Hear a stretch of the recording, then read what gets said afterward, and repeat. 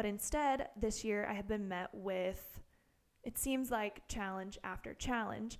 And I've actually learned quite a lot from it. So I thought that, I could share sort of how I deal with seasons of hardship, because it's something that's universal to all of us. We're all going to go through difficult times, and these times will pass, and then we'll go through another difficult time. So it's useful, I think, to talk about these things and hear how other people manage and maybe put some tools in your tool belt. Hey everyone, welcome back to my channel. Happy New Year. The reason that I haven't posted this first quarter of 2022 is because I just didn't really know what to post. Last year, most of my videos were about getting engaged and getting married and giving up my business to become a housewife and hopefully a stay-at-home mom. And so I thought that my channel would keep growing in that direction. But that's not the case. Most of you follow me on Instagram, where I have been pretty open about how my husband and I have been trying for a family and how I wanted those things. And so it won't be a surprise that that's kind of where I thought this channel was going. But instead, this year I have been met with, it seems like, challenge after challenge. And I've actually learned quite a lot from it. So I thought that, I could share sort of how I deal with seasons of hardship, because it's something that's universal to all of us. We're all going to go through difficult times, and these times will pass, and then we'll go through another difficult time. So it's useful, I think, to talk about these things and hear how other people manage and maybe put some tools in your tool belt. And I just miss making videos. After implementing these tactics that I'm going to share with you, my year has significantly turned around. My mood has significantly turned around, and I miss doing things that I find fun. I'm not making this video just to air out my dirty laundry, but we are going to go through what I've been dealing with so that you can judge whether or not you think my advice will be valuable to you, right? Like, it wouldn't be very helpful if I came on here and was like, I have some great advice for dealing with difficult situations, because last week I got a parking ticket and oh my gosh, it was the worst thing ever. You know what I mean? January 1st, 2022, I get the worst case of COVID. Okay, not the worst case, but the worst case of COVID that I've ever had. I had the shakes, vomiting, I couldn't get out of bed, I was sweating. It was horrible. And now, being sick, that's pretty normal, and on its own, it wouldn't be that big of a deal. It's not even that big of a deal in the collective of things I've been going through, but I like how it's symbolic, that I like the symbolism of how my year was going to go, that the very first day of the year, I, catch the virus that's been plaguing the planet. Then a few days later, on January 4th, I have my first miscarriage. So I found out I was pregnant December 25th, on Christmas. That was really exciting, and we told our families. I did the whole surprise telling, and I filmed it, because again, that's where I thought that was the direction this channel was going in. And then I just wasn't pregnant anymore, and I had to cope with that. And then February 24th, Russia invaded Ukraine, which is a neighboring country to where I live. And we opened up our home to displaced families. And of course, my hardships don't compare to what Ukrainian citizens are going through. But having to restructure your whole life to accommodate strangers who are going through the most traumatizing and tragic situation that they these are families with small children that we're welcoming into our home and caring for, and you feel connected to them, and you hear their stories, and it's absolutely heartbreaking. And those are emotions that I've had to learn to manage. So the first month I spent crying over a failed pregnancy, and the second month I spent crying for my neighbors. And the beginning of March 4th, I was hospitalized for dysmenorrhea. So I get bad periods. I've always had bad periods. I've never gone a cycle without consistently being on painkillers. And I thought this was normal. I know that there are some women who don't have painful periods, and I thought it was just sort of a spectrum. Turns out that's not the case. My doctor told me that very painful periods are actually a strong indicator of endometriosis, which I think something like 10% of women have, which I didn't know. Everything I've learned about the female reproductive system, female women's health, since trying to conceive, is unbelievable. That's a whole video in itself. But what was I saying? Right. So this particular cycle, I have never been in so much pain in my life. Even my miscarriage was less painful. I couldn't think straight. I couldn't breathe properly. I was throwing up. Painkillers weren't working. And so my husband didn't know what else to do except take me to the ER. So I'm in the ER, 5 hours of tests and, meeting with doctors, mostly waiting. But I had a vaginal ultrasound with a gynecologist while I was in the hospital. And she told me that she was as sure as any doctor could be without surgery that I had adenomyosis. So what's adenomyosis? Well, it's a form of endometriosis, but where the uterine lining grows into the muscle wall. So it's not operable. There's nothing they can do about it. It's going to be difficult for me to get pregnant, and I'm going to be a high risk for miscarriage. All I want in the world is to be a mom. I'd already had a miscarriage, and then you hear that, okay, you're going to have fertility issues. So most of March, I'm dealing with the fact that I'm going to have fertility issues. I end up getting a second opinion, and this doctor assured me that I have no signs of adenomyosis. What I do have is a right ovary that looks like it's attached to my uterus, which would cause pain when my uterus contracts during my period. And it could mean that the tube on the right side is blocked and eggs aren't passing through there, which is why it was taking us longer to get pregnant. So this video is going to be the 6 things that I do to manage a season of hardship. And I say season because I think individual bad things happening require tailored advice to that situation. And these 6 things that I do are just in general good for coping with longer periods of difficult times. And thinking about it now, each of these challenges that I faced so far this year are very different from each other. So one is a loss, one is empathetic, and one is sort of preparational, like hearing bad news that you know is going to affect you in the future or is going to be hard in the future. And yet these 6 steps seem to have helped me through all of that. So hopefully you find it useful. Let's just get right into it. So the first thing I do when catastrophe strikes is give myself some grace. I allow myself to react and feel every emotion that comes naturally to me. Crying and screaming, these emotions can be so cathartic, and it's very important that we don't bottle them up because that's only going to make the situation worse. The second thing that I keep in mind when dealing with a hard season is that grace has limits. So what I mean by that is you cannot allow yourself, while you're feeling these emotions, you can't allow them to drag you into a place of despair and utter hopelessness. You also shouldn't broadcast, in my opinion, you shouldn't broadcast your hardship. And I mean that in sort of like the new age way with filming and recording a breakdown. And I also mean that in kind of like the old age sense of just telling everyone who you come into contact with about what you're going through. And I'll talk a little bit about why I don't believe in either of those 2 things.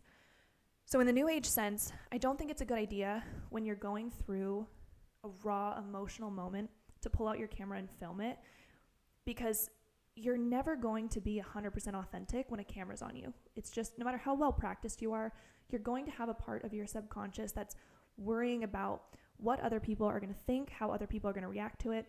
And those moments of emotion are not meant for other people. It doesn't matter how other people are going to react. It doesn't matter what they think.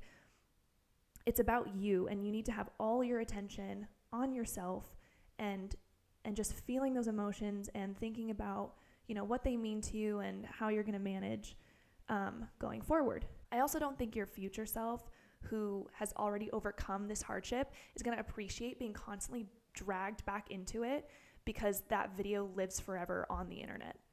And then in the old age sense, and I call it old age because I have this kind of stereotype of 60s families, for example, where they're all dressed proper and the children are perfect and the mother bakes and everything's perfect, and they're really concerned with how they appear to the outside world.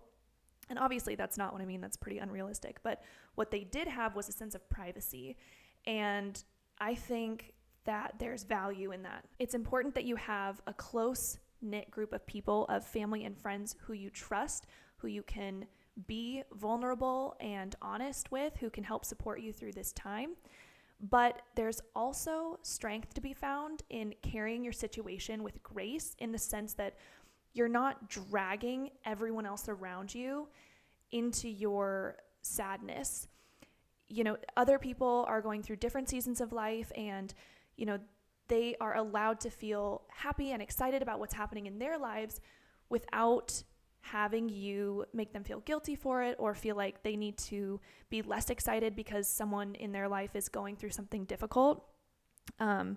Dragging everyone else down isn't going to lift you up. And actually, I've found that by carrying my burdens with a sense of grace, I'm saying that word a lot, but having respect for other people's feelings when dealing with my own, it's a source of confidence, because it's proof to myself that actually I am managing. I can stand tall, and I can get through this. So I just said that I don't bottle up my feelings, but I don't broadcast them. So what do?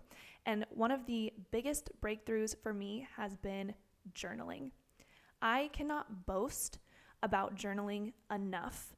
Anytime that I am feeling anxious or experiencing an episode of insomnia, or can't figure out why I'm feeling a certain way in my marriage, whether that's like insecurity or frustration with my husband, or literally anything that I need to work through, journaling in one sitting can transform, essentially how I think about things and how I carry myself and behave. I mean, it is so transformative. I can't speak highly enough about it. So when you journal, you're taking these vague feelings and thoughts floating around in your head, and you're putting them down on paper, which means that they have to be coherent in order to form a sentence, so thought through, and now they're concrete. They're not going to run away. You're not going to forget it. And once that happens, then you can reflect on it and elaborate and sort of extend the idea, and then continue to do that. And you kind of go through this process of figuring out what exactly it is that you're feeling and why you're feeling that way, and essentially what to do about it. And the way that I journal is completely free flow. So I write literally everything that comes to my mind. I change directions a million times, but I have one rule, and that is I have to be honest. So I can't write things like, I'm never going to get pregnant and my life sucks, because that's just not true. I can write things like, I feel as though I'm never going to get pregnant. I'm scared that I'm never going to get pregnant, because those feelings are valid. And this actually kind of trickles into the fourth thing that I do when dealing with a hard season. And this has been the biggest lesson for me in 2022. And that is being conscious of the language that I'm using to describe my situation. So when I'm journaling, I can be as raw and open as I want, as long as I'm being honest. But when I step away from the journal, I try to be more deliberate with the words I use to talk about my situation to other people and to myself, because the language we use defines how we feel about certain things, whether that's people or a memory.